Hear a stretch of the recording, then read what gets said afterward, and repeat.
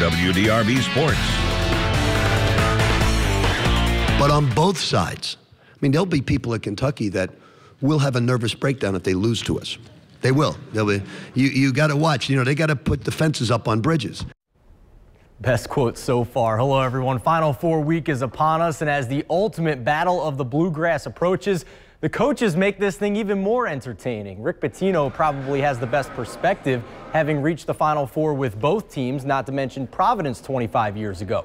John Calipari has also taken 3 schools to the Final Four with UMass and Memphis, but in only his 3rd season in the Bluegrass, he still gets reminded about the magnitude of this rivalry.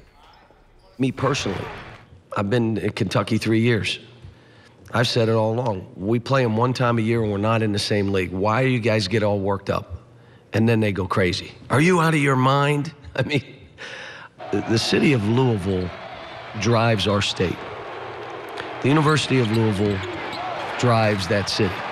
So it's a very important thing for our state, and it's important that that school does well. It's important for our state. Awesome for the state.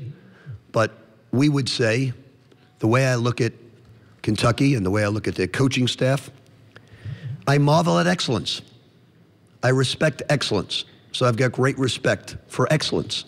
But I don't get into these petty things, Kentucky, Louisville. For me, it's nonsense. On our WDRB Facebook fan page, we asked you, what is your favorite nickname for the U of L-UK rivalry? After an overwhelming response, the usual battle of the Bluegrass wins with 77% of the vote. 7% went to Dream Game, and the Fur and Feathers game was the Ross Perot of the election, a write-in campaign receiving 3%. Only 2% went to the Commonwealth Clash, but 11% of you chose to share your own nickname for this special Final Four matchup.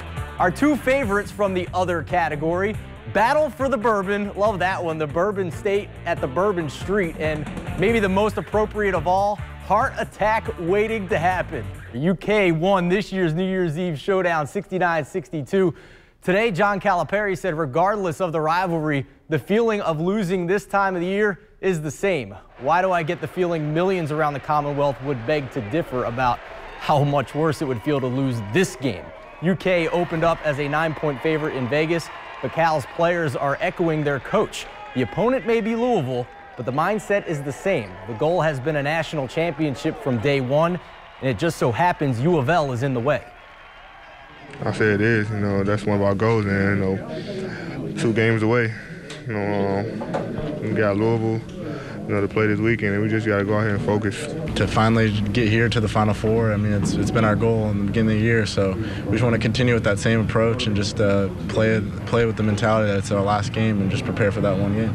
No, I mean, our main goal is to win a national title, and this is just one step, and I mean, we're glad and we're going to enjoy this win a little bit, but we're going to get back to work when we get back to Lex and prepare for Louisville.